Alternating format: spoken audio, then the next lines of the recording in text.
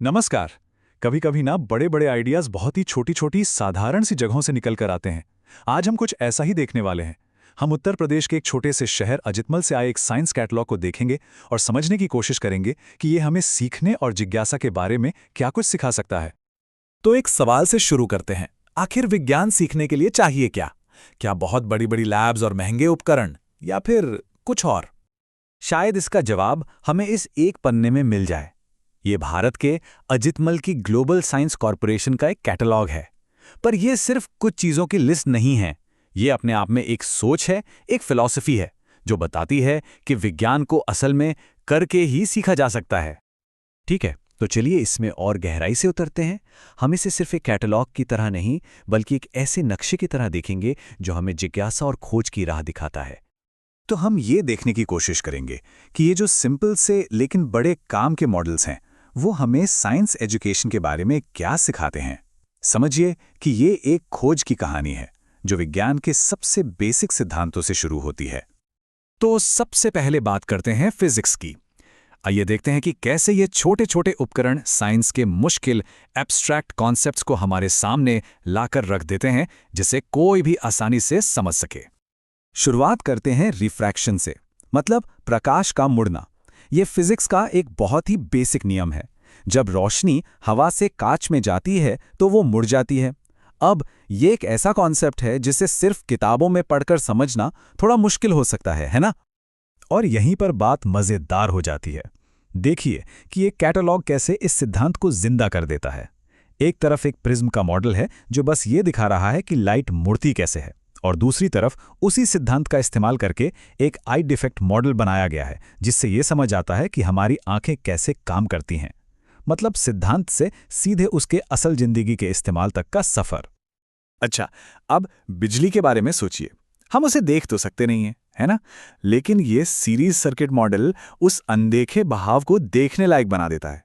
Bulb, तार और switch, ये सब मिलकर एक अदृश्य कॉन्सेप्ट को कुछ ऐसा बना देते हैं जिसे छूकर देखकर समझा जा सके, खासतौर पे छोटे बच्चों के लिए।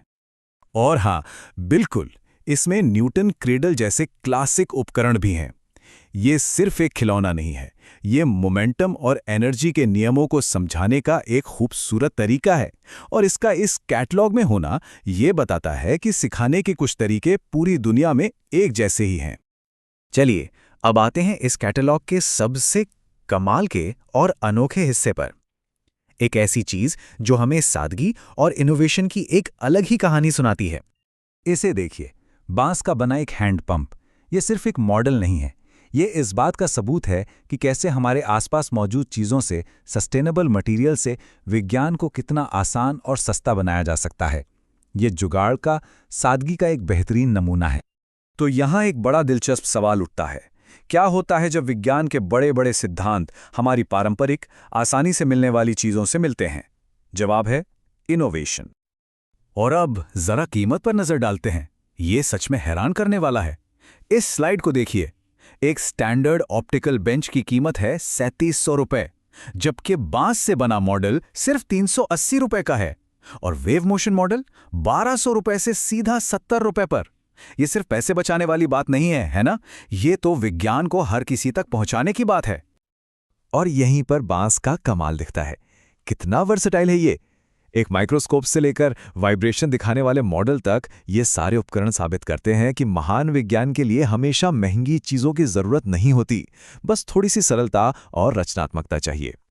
चलिए अब आगे बढ़ते हैं और देखते हैं कि ये कैटलॉग सीखने के सफर को कैसे आगे ले जाता है, मतलब बेसिक नियमों से लेकर मुश्किल मशीनों तक। ये सफर शुरू होता है एक सिंपल डायनामो से। यह एक बहुत ही बुनियादी सिद्धांत दिखाता है कि कैसे मैकेनिकल मूवमेंट से बिजली पैदा की जा सकती है। ये पहला कदम है, वो आहा वाला पल, जब कोई कॉन्सेप्ट पहली बार समझ में आता है।